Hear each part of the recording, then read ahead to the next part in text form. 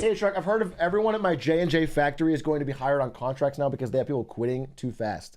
People are quitting too fast, so they're putting them on contract work. How does that help? Thing is, if you replace all your full-time workers with contractors, it will save you money in the short term. But like, these hoes aren't loyal, bro. Once the workers have learned that you don't give a shit, they respond in kind. They try to jump ship at the first opportunity. Everyone is quitting too fast. I know people on full-time positions now. If everyone's quitting too fast, let's give them worse jobs. They're more likely to quit.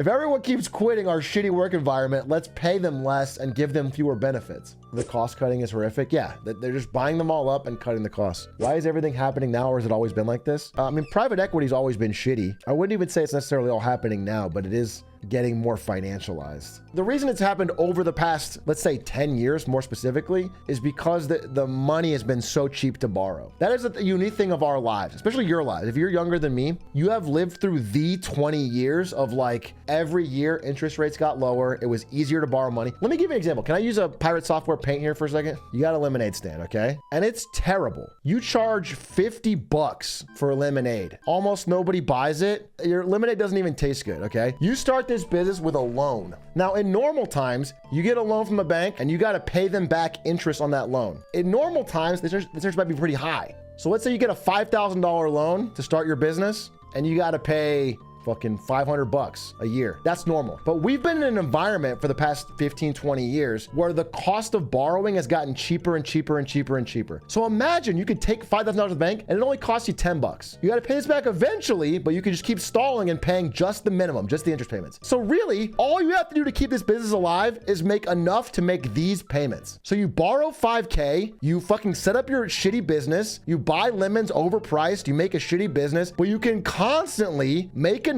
to just pay the minimum. And if you ever run out of money, you just borrow 5K more. And now you're paying what, 20 a month? Okay, so you run out of money again. So you borrow 5K again to cover your, now you're using the borrowing money to pay your payments. It doesn't matter. Like, you can stall out this bad business for so long. That's called a zombie company. And so many companies that don't actually make sense, that don't make enough money to pay off their debts, they're just walking around borrowing money to pay off the minimums to keep going. They'll figure it out. What if you borrow 50K and you go to like a lemonade conference and you buy a private jet and you're like live lavishly and you go on the cover of magazines talking about how great your lemonade is and it's like dog shit. You're not selling that much. Like, this is happening a lot. And this is why so many bad businesses have thrived over the past 15, 20 years. And then finally, when we got inflation, the cost of borrowing went back up. But one thing I got wrong is I thought that would be an immediate impact. But actually in 23, some things went down, but overall everything stayed okay. And that is because a lot of people have locked in longer term borrowing at lower rates.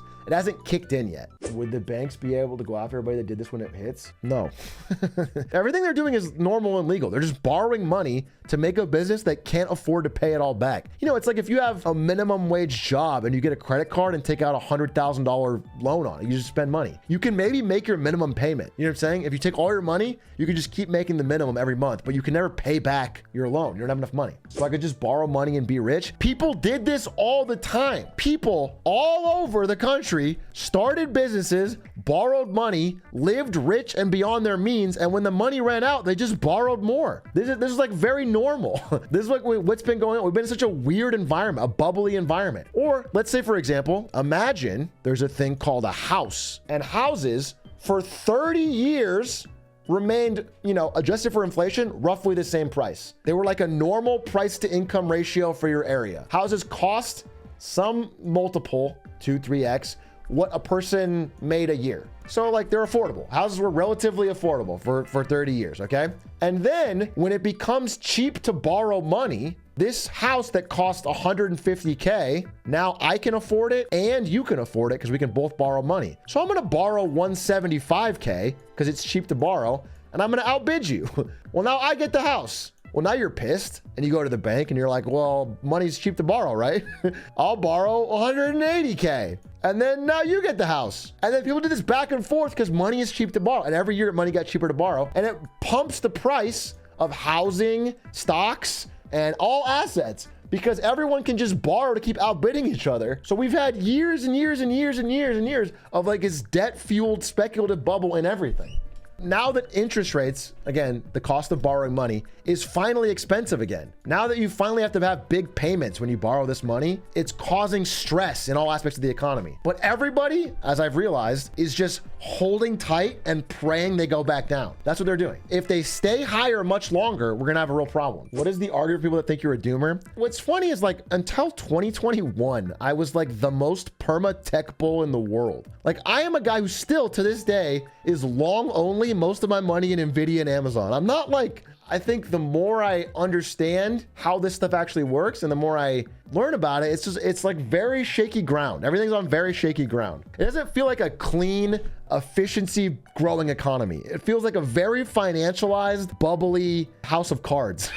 Like I've lived in the 90s, bro. In the 90s, you felt like everything was really growing. Like people were getting more productive. Wages were growing up. Cost of things were going down. You can just tell it's a different area. Can you explain what happens when it all comes crashing down? Because you're doing a great job explaining why it's sketchy, but I don't understand why rates stay high. I don't think anyone has a direct answer to your question. I don't think anyone knows. It's like the big question of the day. Like the biggest thing that's like due for real problems is all of these companies that bought office spaces they can't fill. You know, if you spend hundreds of millions of dollars, take out a loan from a bank to buy an office, and then the office is no longer full and you have to sell that thing at huge losses, it causes these huge losses on banks. And there's a lot of banks that are going to get hit with this.